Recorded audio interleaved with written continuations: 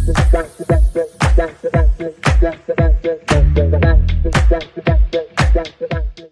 Hello दोस्तों, स्वागत है आपका हमारे चैनल एसपी इडू स्पार्क में। तो दोस्तों, आज की इस लेक्चर 2 में कवर करेंगे जैव प्रक्रम के कुछ ऑब्जेक्टिव क्वेश्चन।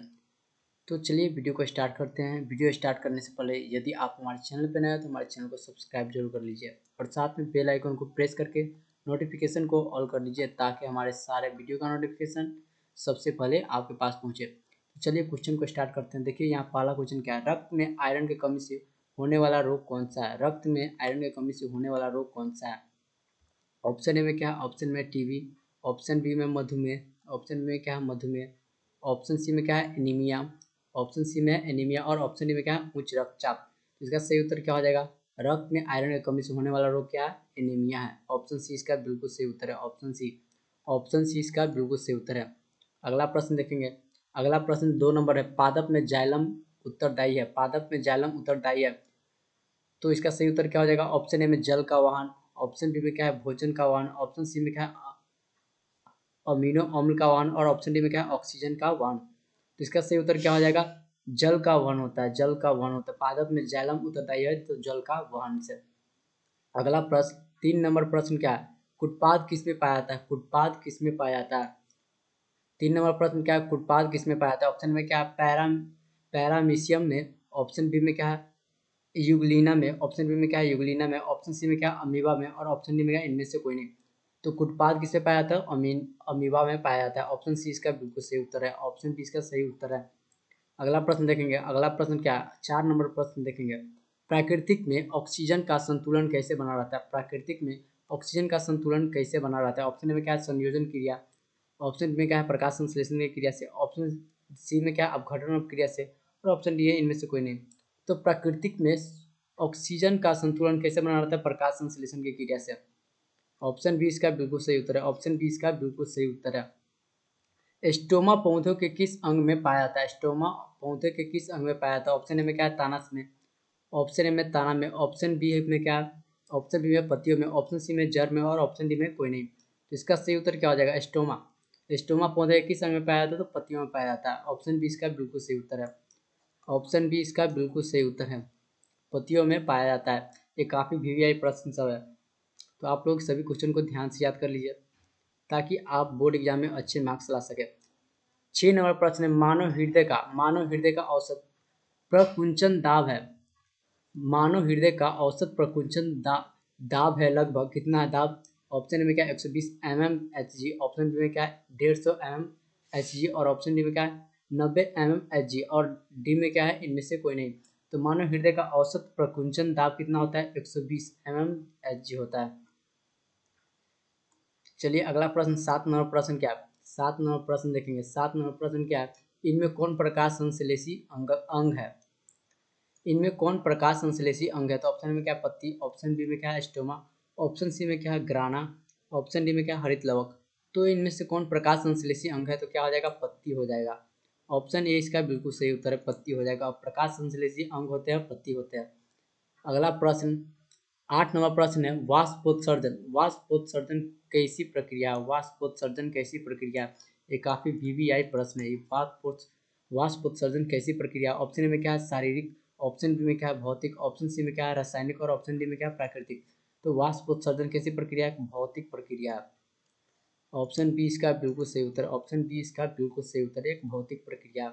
9 नंबर प्रश्न है, शरीर में भोजन का पचना किस प्रकार की अभिक्रिया है? शरीर में भोजन का पचना किस प्रकार की अभिक्रिया है?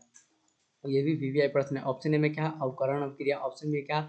ऑक्सीकरण अभिक्रिया, ऑप्शन सी में क्या है? उदासीनीकरण अभिक्रिया, ऑप्शन डी में क्या है? ऑप्शन डी में क्या है? वैद्युत अपघटन अभिक्रिया। तो इसका आंसर क्या हो जाएगा? शरीर में भोजन का पचना कौन सी अभिक्रिया है? तो ऑक्सीकरण अभिक्रिया हो जाएगा। ऑक्सीकरण अभिक्रिया, ऑप्शन बी इसका बिल्कुल सही उत्तर है। ऑप्शन बी इसका बिल्कुल सही उत्तर है। अगला प्रश्न 10 नंबर प्रश्न क्या है? देखिए, स्वपोषी पोषण के लिए आवश्यक है। स्वपोषी पोषण के लिए क्या आवश्यक है? ऑप्शन ए में क्या कहता है? क्लोरोफिल है। स्वपोषी पोषण के लिए क्या आवश्यक है? क्लोरोफिल है। ऑप्शन बी में क्या है? कार्बन डाइऑक्साइड है, कार्बन डाइऑक्साइड तथा जल और ऑप्शन सी में क्या है? सूर्य प्रकाश। ऑप्शन डी है उपयुक्त सभी। तो स्वपोषी पोषण के लिए आवश्यक क्या हो जाएगा? क्लोरोफिल भी होता है, कार्बन डाइऑक्साइड तथा जल भी होता है और सूर्य प्रकाश भी होता है। तो इसका सही उत्तर क्या हो जाएगा? Option D. ऑप्शन डी इसका बिल्कुल सही उत्तर है, उपयुक्त सभी हो जाएगा। 11 नंबर प्रश्न है, पाइरूवेट के विखंडन से यह कार्बन डाइऑक्साइड जल तथा ऊर्जा देता है और यह क्रिया क्या होगा? और यह क्रिया होती है, और यह क्रिया क्या होती है? ऑप्शन ए में क्या है? कोशिका द्रव। ऑप्शन बी में क्या है? माइटोकॉन्ड्रिया। ऑप्शन सी में क्या है? हरित लवक। और ऑप्शन डी में क्या है? केंद्रक। तो इसका सही उत्तर क्या हो जाएगा? इसका सही उत्तर हो जाएगा माइटोकॉन्ड्रिया। ऑप्शन बी इसका बिल्कुल सही उत्तर है। ऑप्शन बी इसका बिल्कुल सही उत्तर है। अगला प्रश्न, जठर ग्रंथि कहाँ पाई जाती है? जठर ग्रंथि कहाँ पाई जाती है? ये काफी वीवीआई प्रश्न है। जठर ग्रंथि कहाँ पाई जाती है? ऑप्शन ए में क्या? आंखों में। ऑप्शन बी में क्या है? अग्नाशय में। ऑप्शन सी में क्या है? यकृत में। और ऑप्शन डी में क्या? अमाशय में। तो जठर ग्रंथि कहाँ पाई जाती है? अमाशय में पाई जाती है। ऑप्शन डी इसका बिल्कुल सही उत्तर है। ऑप्शन डी इसका बिल्कुल सही उत्तर है। अगला प्रश्न देखेंगे, 13 नंबर प्रश्न क्या है? खुला परिसंचरण तंत्र किसमें पाया जाता है? खुला परिसंचरण तंत्र किसमें पाया जाता है? ऑप्शन ए में क्या? मनुष्य में। ऑप्शन बी में क्या? कॉकरोच में। ऑप्शन सी में घोड़ा में। और ऑप्शन डी में क्या? ऊंट में। तो इसका सही उत्तर क्या हो जाएगा? कॉकरोच में हो जाएगा। खुला परिसंचरण तंत्र कॉकरोच में पाया जाता है। ये काफी वीवीआई प्रश्न सब है, ये काफी वीवीआई प्रश्न सब है, आप लोग सभी क्वेश्चन को याद में रख लीजिए। 14 नंबर प्रश्न है, पौधे में पाए जाने वाला गाढ़ा एवं दूधिया, पौधों में पाए जाने वाला गाढ़ा एवं दूधिया उत्सर्जित तरल पदार्थ को क्या कहते हैं? पौधे में पाए जाने वाला गाढ़ा एवं दूधिया उत्सर्जित तरल पदार्थ को क्या कहते हैं? ऑप्शन में क्या है? लैटेक्स। ऑप्शन बी में क्या है? रेजिन। ऑप्शन सी में गोंद। और ऑप्शन डी में क्या है? टैटिन। तो इसका सही उत्तर क्या हो जाएगा? इसका सही उत्तर हो जाएगा लैक्टेक्स हो जाएगा। लैटेक्स हो जाएगा। इसका सही उत्तर क्या हो जाएगा? लैक्टेक्स हो जाएगा। 15 नंबर प्रश्न है, यूरिया रक्त में कहाँ से प्रवेश करती है? यूरिया रक्त में कहाँ से प्रवेश करती है? ऑप्शन ए में क्या है? फेफड़ा से। ऑप्शन बी में क्या है? यकृत से। ऑप्शन सी में क्या है? श्वास नलिका से। ऑप्शन डी में क्या है? वृक्क से। तो यूरिया रक्त में कहाँ से प्रवेश करती है? तो यकृत से प्रवेश करती है। यूरिया रक्त में यकृत से प्रवेश करती है। अगला प्रश्न 16 नंबर प्रश्न है, प्रकाश संश्लेषण होता है, प्रकाश संश्लेषण होता है, प्रकाश संश्लेषण होता है दिन में रात में। ऑप्शन में क्या है? रात में। ऑप्शन बी में क्या है? दिन में। ऑप्शन सी में क्या है? रात दिन दोनों में। और ऑप्शन डी में क्या है? सुबह में, सुबह शाम में। तो प्रकाश संश्लेषण की क्रिया दिन में होती है। दिन में प्रकाश संश्लेषण की क्रिया होती है जब सूर्य प्रकाश उस पर पड़ता है। 17 नंबर प्रश्न है, पादप में फ्लोएम संवाहक होता है, पादप में फ्लोएम संवाहक होता है। ऑप्शन में क्या है? भोजन। ऑप्शन बी में क्या है? Carbon dioxide. ऑप्शन सी में क्या है? जल। और ऑप्शन डी में क्या है? अमीनो अम्ल। तो पादप में फ्लोएम संवाहक होता है तो क्या है? भोजन हो जाएगा, भोजन। ऑप्शन ए इसका बिल्कुल सही उत्तर है, भोजन हो जाएगा। पादप में फ्लोएम संवाहक कौन है? भोजन है। प्रकाश संश्लेषण 18 नंबर प्रश्न है, प्रकाश संश्लेषण क्रिया में ऑक्सीजन बाहर निकलता है, प्रकाश संश्लेषण की क्रिया में ऑक्सीजन बाहर निकलता है, किससे निकलता है ऑक्सीजन बाहर? ऑप्शन ए में क्या? ऑप्शन ए में है जल से। ऑप्शन बी में क्या? कार्बन डाइऑक्साइड से। ऑप्शन बी में क्या? कार्बन डाइऑक्साइड से। ऑप्शन सी में है ग्लूकोज से। ऑप्शन सी में ग्लूकोज से। और ऑप्शन डी में क्या?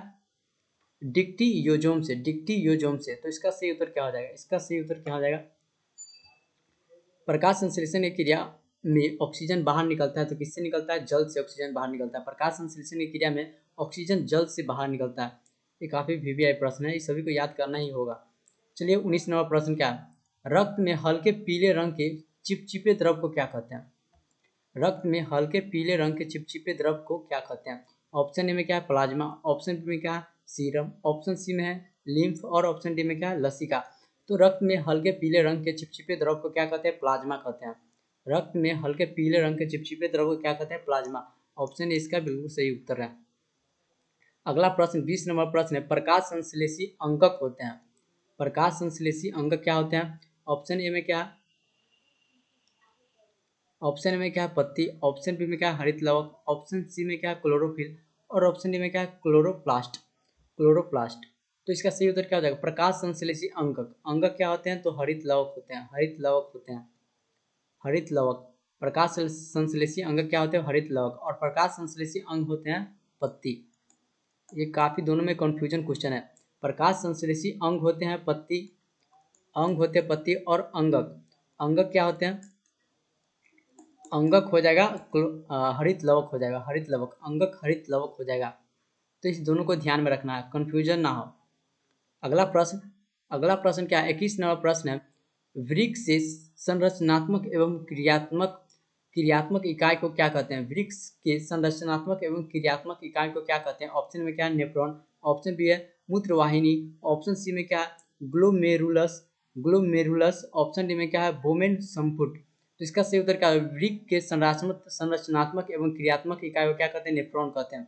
नेफ्रॉन कहते हैं। ऑप्शन ए इसका बिल्कुल सही उत्तर है। वृक्क के संरचनात्मक एवं क्रियात्मक इकाई को क्या कहते हैं? नेफ्रॉन कहते हैं।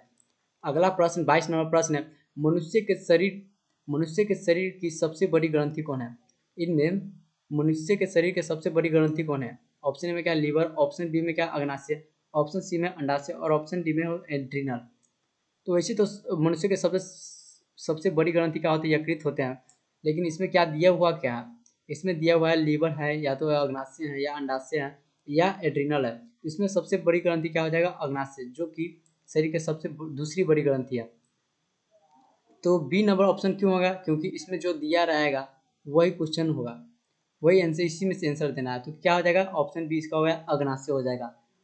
और यहाँ यकृत दिया रहता है, यकृत, तो यकृत हो जाता। और यकृत दिया रहता तो यकृत होता, लेकिन यहाँ दिया गया क्या है? अग्नाशय है। तो ऑप्शन बी इसका बिल्कुल सही उत्तर है। अगला प्रश्न अगला प्रश्न 23 नंबर प्रश्न है, सुपोषी पोषण के लिए आवश्यक नहीं है। सुपोषी पोषण के लिए आवश्यक क्या नहीं है? ऑप्शन में ऑक्सीजन। ऑप्शन बी में क्लोरोफिल। ऑप्शन सी में सौर प्रकाश। ऑप्शन डी में क्या है? जल। तो सुपोषी पोषण के लिए आवश्यक क्या होते हैं? आवश्यक क्या नहीं होते हैं? ऑप्शन ए ऑक्सीजन नहीं होते हैं, क्योंकि ऑक्सीजन वो देता है, ऑक्सीजन वो छोड़ता है, तो उसको जरूरत नहीं होती है, ऑक्सीजन की उसकी जरूरत नहीं होती है सुपोषी पोषण के लिए। चलिए अगला प्रश्न 24 नंबर प्रश्न है, इनमें किसके द्वारा अमीबा में भोजन का अंतर्ग्रहण होता है? इनमें किसके द्वारा अमीबा का भोजन में अंतर्ग्रहण होता है? ऑप्शन ए में क्या? फुटपाथ। ऑप्शन बी में परिवहन। ऑप्शन सी में भोजन रसधानी। ऑप्शन डी में क्या? केंद्रक। तो इनमें किसके द्वारा अमीबा में भोजन अंतर्ग्रहण होता है? तो कुटपाथ के द्वारा अमीबा में भोजन का अंतर्ग्रहण होता है। अगला प्रश्न 25 नंबर प्रश्न है, पौधे में श्वसन क्रिया के अंतर्गत एडीपी के टूटने से कितनी ऊर्जा मुक्त होती है? पौधे में श्वसन क्रिया के अंतर्गत एडीपी के टूटने में कितनी ऊर्जा मुक्त होती है? ऑप्शन में क्या है? 30.5 केजे प्रति मोल। ऑप्शन बी में क्या है? 305 केजे प्रति मोल। ऑप्शन सी में क्या है? 3.5 केजे मोल प्रति मोल। ऑप्शन डी में क्या है? इनमें से कोई नहीं। तो यहाँ दिया गया नहीं है, इसमें कोई नहीं दिया गया हुआ है कितनी होती है, तो इसका सही उत्तर क्या हो जाएगा? इनमें से कोई नहीं। तो आज के लिए बस इतना ही, मिलते हैं अगले लेक्चर में। तब तक आप हमारे वीडियो को लाइक कर दीजिए, और अगर चैनल पर नया है तो हमारे चैनल को सब्सक्राइब कर लीजिए, ताकि बोर्ड एग्जाम से रिलेटेड सभी क्वेश्चनों का आंसर आपके पास पहुंचे और आप बोर्ड एग्जाम में अच्छे मार्क्स ला सकें। तो मिलते हैं अगले वीडियो में, तब तक के लिए धन्यवाद।